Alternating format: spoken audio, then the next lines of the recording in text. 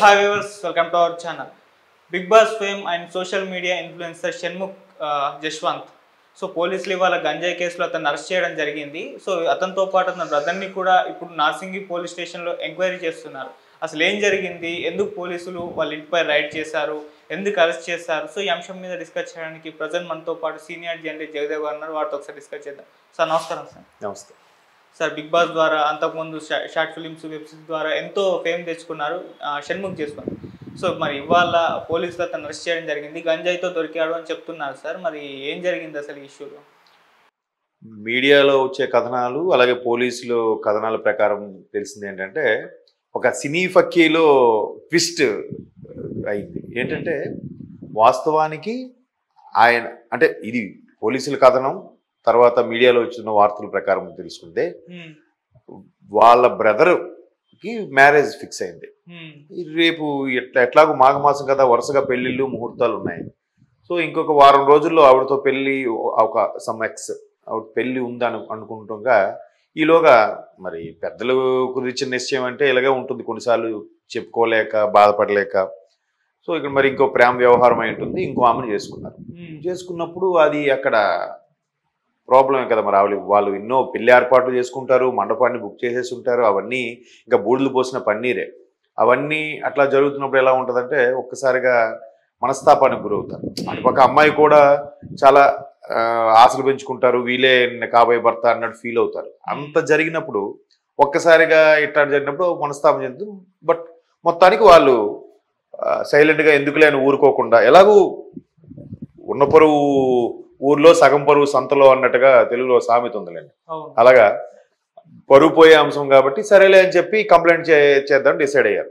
నిజంగా ఒక విధంగా చెయ్యాలి కూడా, లేదా వీళ్ళైనా వెళ్ళి వాళ్ళకి సారీ చెప్పడము, ఇట్లా మా అబ్బాయి చేసిన దానికి మేము అంటున్నాను ఏదో చెప్పాలి. బట్ వాళ్ళు కాంప్రమైజ్ అవ్వచ్చు అవ్వకపోవచ్చు, వాళ్ళు సీరియస్గా తీసుకుంటే ఎట్లా కంప్లైంట్ వస్తుంది. అయితే ఇక్కడ కంప్లైంట్ ఇచ్చినప్పుడు విచారించడానికి అరెస్ట్ అని కాదు, కానీ పోలీసులు ఏంటంటే అలా కంప్లైంట్ చేసేటప్పుడు ఏం జరిగింది ఏంటని విచారించడానికి లేదా వాళ్ళు ఫోన్ చేసి పిలిపించడానికి ప్రయత్నిస్తారు. వాళ్ళు దొరకనప్పుడు, ఫోన్కు అందుబాటులో దొరకనప్పుడు కూడా వెళ్ళి తీసుకురావడానికి ప్రయత్నిస్తారు. మ్యాక్సిమం ఫోన్ చేస్తారు, పిలిపిస్తారు కౌన్సిలింగ్ చేయించడానికి, లేదా ఏం జరిగింది సెటిల్మెంట్ చేయడానికి అన్నట్టు చూస్తారు. ఆ పరిధి దాటిపోయినప్పుడు వెళ్ళి అరెస్ట్ చేసి తీసుకురావడానికి లేదా ఒక కానిస్టేబుల్ పంపించి తీసుకురావడం జరుగుతుంది. అట్లాంటి సందర్భంలో వాళ్ళ అన్నయ్యని, అతని పేరు మర్చిపోయింది, సంపత్, అతను సంపత్ని తీసుకురావడానికి వెళ్ళినప్పుడు అక్కడ ట్విస్ట్ అనమాట. పోలీసుల కథనం ప్రకారం ట్విస్ట్ ఏంటంటే ఈయన డ్రగ్స్ తీసుకుంటున్నట్టుగా రెడ్ హ్యాండెడ్గా పట్టుబట్టాడు. అది చూడండి అసలు, అంటే ఒకదాని కోసం వెళ్తే ఇంకోటి ఇష్యూ అయినట్టు. టైం బ్యాడ్ అంటే అదే. వీలైనా పట్టపగలు రెడ్ హ్యాండెడ్గా అట్లా ఇంట్లో చేయడం అనేది కరెక్ట్ కాదు. ఇంకోటి ఏంటంటే ఇప్పుడు పెద్ద పెద్ద స్టార్లు ఉన్నారు, అంత పెద్ద పెద్ద హీరోలు ఉన్నారు, వాళ్ళందరూ ఇంకా అరే మనకి ఇంకా ఎలా ఉంది పరిస్థితి, నెక్స్ట్ ఏంటి, ఒక ప్రీవియస్ హిట్ లేకపోతే ఏ స్టార్కైనా అది జీరోనే. ఎందుకంటే కమల్ హాసన్ గారు ఒకసారి ఇంటర్వ్యూలో ఏం చెప్పారంటే ఎంత సూపర్ స్టార్కైనా what is your business card, I mean visiting card ఏదయ్యా అని అంటే your previous hit your business card అని. అంతే కదా, వరుసగా 2 ఫ్లాప్లు అయ్యాయి అనుకోండి, ఇంకా ఆయనకి ఎవరు టచ్ చేయరు, ఏ ప్రొడ్యూసర్ వెళ్ళడు, ఏ డైరెక్టర్ కథ వినిపించడానికి నచ్చడు, ఏ ఛానల్స్ వాళ్ళు కూడా ఇంటర్వ్యూకి పిలవరు. ఇట్లా ఉంటుంది పరిస్థితి. అట్లా ఉన్న చాలా మంది నేను చూశాను. నేను ఒకసారి అరే ఒకప్పుడు ఎంతమంది వెంటబడేవారు, ఒక్కరు కూడా పిలవట్లేదని మనస్తాపానికి గురై కొంతమంది సూసైడ్ చేసుకున్న సందర్భాలు కూడా మనం చూసాం. ఇప్పుడు పేర్లు అనవసరం కానీ. సో అట్లాగా ఈయన ఇంకా యూట్యూబ్లోనే ఉన్నారు. ఈయన బిగ్ బాస్ రన్నర్గా వచ్చారు, దానికే పెద్ద స్టారు ఇది అనుకుంటే ఎట్లా? అది అలా అనుకుంటున్నాడో లేదో విషయం పక్కన పెడితే ఈయన ఇట్లాంటి డైవర్షన్ కదా ఇది. అట్లా తీసుకున్న వాళ్ళు చాలా మంది ఇబ్బంది పడిన వాళ్ళు చూసాము. తర్వాత రిహాబిలేషన్ సెంటర్కి వెళ్ళి రికవర్ అవ్వడము, లేదంటే జీవితాలు పాడు చేసుకోవడము, ఇట్లా చాలామంది అవుతున్నాయి కదా. అట్లాంటి ఇంకా అప్కమింగ్ యంగ్ హీరోగా ఉండాల్సిన వ్యక్తి పోనీ ఇట్లాగా షార్ట్ ఫిల్మ్స్లోనో లేదంటే వెబ్ సిరీస్లోనో యాక్టివ్గా ఉండే ఇంకా స్థాయి పెంచుకునేలా ఉండాలి. కానీ ఒకసారి ఈ మాత్రం యూట్యూబ్లో వచ్చిన ఇమేజ్కి, బిగ్ బాస్లో వెళ్ళాం కదా అన్నంత ఇమేజ్కి ఇదే లైఫ్ అనుకొని వెంటనే పక్కదోవ పడితే ఏమవుతుంది అంటే మీరు అనొచ్చు ఇంకా చాలా మంది ఉన్నారు కదా సార్ ఇండస్ట్రీలో దొరకని వాళ్ళం. నిజమే, దొరికితేనే దొంగ, దొరకపోతే దొర ఎవడైనా సరే. బట్ ఈయనకి అవసరం లేదు కదా. ఇంతకుముందు కూడా ఒక 1.5 years 2 years బ్యాక్ కూడా ర్యాష్ డ్రైవింగ్ చేశారు ఏదో అన్నట్టుగా, I mean drunk and drive ఏమో అప్పుడు కూడా ఇట్లాగా డ్రగ్స్ గట్రా తీసుకున్నారేమో. అసలే ఒకవైపు టాలీవుడ్ ఇండస్ట్రీని డ్రగ్స్ వ్యవహారం కుదిపేస్తుంది కదా. మొన్నటి వరకు ఆయన పేరేంటి రోహిత్ కాదు, రోహితేనా, సైడ్ క్యారెక్టర్స్ అవి చేసేవారు ఆయన వ్యవహారం ఆయన దొరకలేదు, అరెస్ట్ చేయాలి, చాలా కాంటాక్ట్స్ ఉన్నాయనుకున్నారు. గతంలో రవితేజ గారి బ్రదర్కి కూడా ఇట్లాగే ఇష్యూ జరిగింది. తర్వాత పూరి జగన్నాథ్ గారిని, చార్మి గారిని కూడా ఎంక్వైరీకి పిలిచారు. ఇట్లా అన్ని ఇష్యూస్ నడుస్తున్నప్పుడు జాగ్రత్తగా ఉండాలి కదా. ఇప్పుడు ఏమైంది, ఒకటి వాళ్ళ అన్నయ్య ఎవరో అమ్మాయిని చేసుకున్నారని ఇష్యూ కన్నా ఇది ఎక్కువ పెయిన్ అయిపోయింది. ఇప్పుడు ఇద్దరిని తీసుకెళ్లి విచారించాల్సిన పరిస్థితి వచ్చింది. ఇప్పుడు ఇద్దరిని తీసుకెళ్లడంతో పాటు అసలు మీకు ఎక్కడి నుంచి వస్తున్నాయి సప్లై, ఎవరు చేస్తున్నారు, ఎవరు దీనికి మెయిన్ సూత్రధారి, ఇంక ఈ తీగంతా లాగుతారు. పెద్ద పెద్ద వాళ్ళ వ్యవహారాలు అనుకోండి, మీరు అనుకున్నట్టు కామప్ అయిపోతాయి. ఇట్లా అప్కమింగ్ ఇట్లా ఉన్నప్పుడు కొన్నిసార్లు వాళ్ళు ఎవరినో ఒకరిని టార్గెట్ చేయాలి, ఎవరినో ఒకరి ద్వారా లీడ్ తీసుకురావాలి కాబట్టి వీళ్ళని ఖచ్చితంగా టార్గెట్ చేస్తారు, మధ్యలో వీళ్ళు బలవుతారు. అది ఎంత దూరం తీసుకెళ్తాయంటే చాలా ఇష్యూస్ అవుతాయి కదా. సో అలాంటప్పుడు కొంచెం జాగ్రత్తగా ఉండాల్సింది.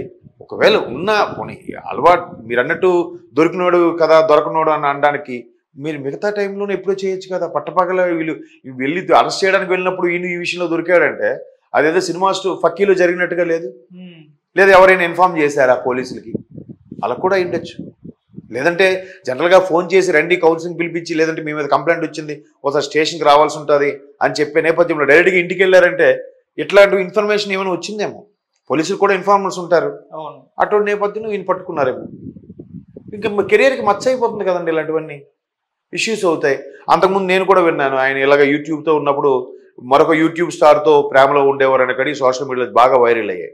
ఆ పేరు ఇప్పుడు అనవసరం కానీ. సో ఆ తర్వాత అది ఎందుకో చెడింది అన్నట్టు కూడా వార్తలు ఉన్నాయి. అందులో ఎంతవరకు వాస్తవం తెలియదు. మేబీ ఇలాంటి వ్యవహారాల వల్ల చెడు ఉండొచ్చు కూడా, అంతే కదా. ఎవరు కూడా ఎందుకు ఊరికే ఎడమొహం పెడమొహంలా ఉంటారు.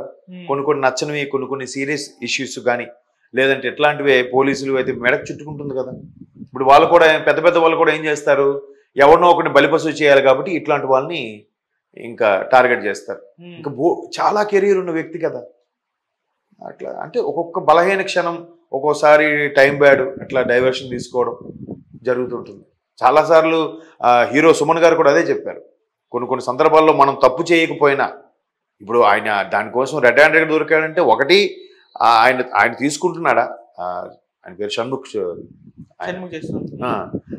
ఆయన తీసుకుంటున్నాడా లేదా అక్కడ ఉంటే దొరికాయా, లేదంటే ఆయన ఇంకెవరికైనా ఇవ్వడానికి అక్కడ ఉంచాడా, లేదంటే ఎవరో వేసిన వలలో ఇనిచుక్కున్నాడా అనేది ఇంక పూర్తి స్థాయిలో తెలియదు. బట్ పోలీసుల కథనం ప్రకారం మేము వెళ్ళేసరికి ఆయన దాంతో పట్టుబడ్డాడు అన్నట్టుగానే చెప్తారు. అవి చాలా కోణాలు ఉంటాయి. షణ్ముఖ్ జశ్వంత్ కోణం అనేది వేరే ఉంటుంది మళ్ళీ. సో అలాంటప్పుడు హీరో సుమన్ గారు అందుకే చెప్తారు, టైం బ్యాడ్ అని ఇండస్ట్రీలో చాలా జాగ్రత్తగా ఉండాలి. అప్పుడప్పుడు అప్కమింగ్ వచ్చేటప్పుడు అందరి దృష్టి మన మీద ఉంటుంది, ఏదో ఒక రకంగా ఇరికించాలి, లేదంటే బురద జల్లాలని చూసే వాళ్ళు ఉంటారు, జాగ్రత్తగా ఉండాలని చాలా ఇన్ని ఇంటర్వ్యూస్లో చెప్పాడు. ఆయన సఫర్ అయ్యాడు కాబట్టి, ఎవరో చేసిన దానికి ఈయన సఫర్ అయ్యి ఇబ్బంది పడ్డాడు కాబట్టి తర్వాత స్టార్ హీరో అయ్యారు. ఆయన కూడా హీరోగా అయ్యారు, కానీ మిగతా హీరోలు అంత రేంజ్కి అయితే వెళ్ళలేకపోయారుగా.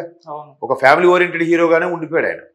అంత మార్షల్ ఆర్ట్స్, ఆ రోజుల్లో కూడా మార్షల్ ఆర్ట్స్ అంత ఫుల్ ఫ్లెడ్జ్గా ఉండే హీరోలు ఎవరు లేరు. ఇప్పుడంటే అందరూ ఏరోబిక్స్, మార్షల్ ఆర్ట్స్ అన్నీ నేర్చుకుంటున్నారు, జిమ్ బాడీ అవన్నీ. ఒకప్పుడు సౌత్లో అలా ఉండేవారు కాదు. మరి అటువంటి అంత మీద ఉన్నప్పుడు కూడా ఇబ్బంది పడ్డాడు. బట్ ఆయన కష్టపడి ఏదో నిలబెట్టుకున్నాడు. మరి ఇంకా అప్కమింగ్ కదా, యూట్యూబ్ నుంచి పూర్తి స్థాయిలో ఆన్ స్క్రీన్కే రాలేదు, వెండి తెరకి రాలేదు, బిగ్ స్క్రీన్కి, స్మాల్ స్క్రీన్కి వచ్చారేమో కానీ, ఐ మీన్ యూట్యూబ్ ఇట్లాంటి వాటికి. కాబట్టి జాగ్రత్తగా ఉండాల్సిందే. చూద్దాం మరి ఎలాంటివి జరిగినప్పుడైనా మరికొంతమంది యూట్యూబర్లు కానీ లేదా ఇప్పుడిప్పుడే షైన్ అవుతున్న యాక్టర్స్ కానీ స్టార్స్ కానీ జాగ్రత్తగా ఉంటే మంచిది. అవి దొరకడం, పట్టుబడ్డము అవన్నీ ఎంజాయ్ అని అనుకుంటే అవి అక్కడితోనే ఎంజాయ్ లాస్ట్ అయిపోవచ్చు. చాలా మంది ఇబ్బంది పడతారు. అవి తర్వాత ఎవరు దగ్గరికి కూడా చేరరు. ఇష్యూస్ వచ్చినప్పుడు అందరూ హ్యాపీగా ఉన్నప్పుడు, వాడు సంపాదిస్తున్నప్పుడు, వాడు ఫేమ్ ఉన్నప్పుడు పక్కన నా ఫ్రెండ్ రా, నా ఓడర్ అని అంటారు. ఇట్లాంటి విషయం దొరికితే ఇంకెవడు మా ఫ్రెండ్ లేదండి జస్ట్ ఫ్రెండ్ అండి, ఫ్రెండ్ ద్వారా పరిచయం అండి, ఎట్లా మాట్లాడతారు.